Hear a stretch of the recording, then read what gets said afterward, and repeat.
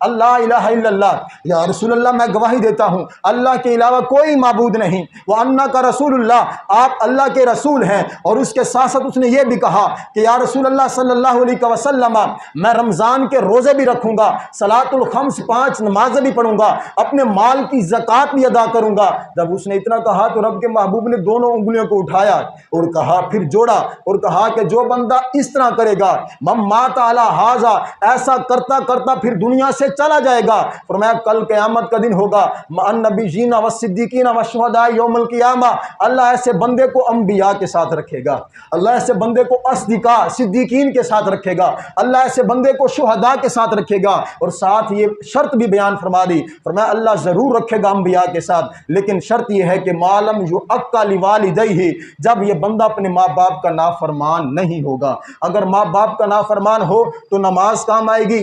کچھ بھی کام نہیں آئے گا، لیکن ماں باپ کا فرما بردار ہو پھر نماز بھی کام آئے گی، زکوٰۃ بھی کام آئے گی، حج بھی کام آئے گا، روزہ بھی کام آئے گا، صدقات و خیرات بھی کام آئیں گے۔ یعنی ماں باپ کی فرما برداری اسلام کے اندر بہت ضروری ہے۔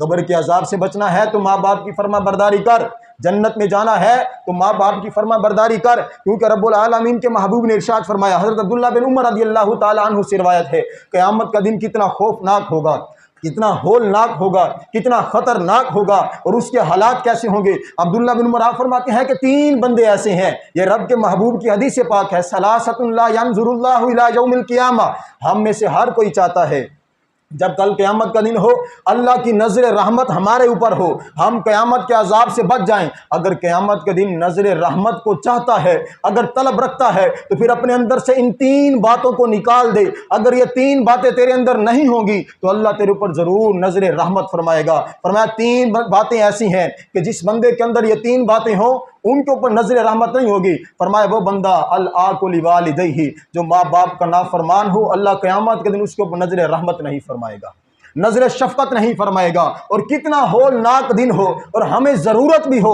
اس کے باوجود بھی ہمارے اوپر نظر رحمت نہ ہو، تو پھر ہم جان سکتے ہیں ہمارا انجام کیا ہوگا۔ فرمایا العاق لوالدیہ، ماں باپ کا نافرمان ہو، قیامت کے دن اللہ کی نظر رحمت سے وہ دور رہے گا۔ وہ مدمن الخمر، شراب پینے والا ہو اور شراب پیتا رہتا ہو، وہ بھی قیامت کے دن اللہ کی نظر رحمت سے دور ہوگا۔ اور پھر تیسرا ارشاد فرمایا والمنان عطاہ، احسان دے کر احسان جتلانے والا ہو، نیکی کر کے اس کو جتلانے والا ہو، صدقہ خیرات کر کے اس کو جتلا کر اپنے اجر کو ضائع کرنے والا ہو۔ فرمایا یہ 3 بندے ایسے ہیں اللہ قیامت کے دن ان کے اوپر نظر رحمت نہیں فرمائے گا۔ اور ذرا حدیث پاک کی ترتیب کو دیکھا جائے، سب سے پہلے ماں باپ کے نافرمان کو ذکر کیا ہے، شرابی کو بعد میں ذکر کیا، احسان کو ضائع کرنے والے کو بعد میں ذکر کیا، پہلے ماں باپ کے نافرمان کو ذکر کیا۔ یعنی ماں باپ کی نافرمانی کتنا بڑا گناہ ہے۔ اور اسی حدیث پاک کا اگلا حصہ فرمایا یہ تو قیامت کے دن نظر رحمت سے محروم ہونا ہے، ساتھ یہ بھی فرما دیا وَثَلَاثَةٌ لَا يَدْخُلُونَ الْجَنَّةَ، 3 بندے ایسے ہیں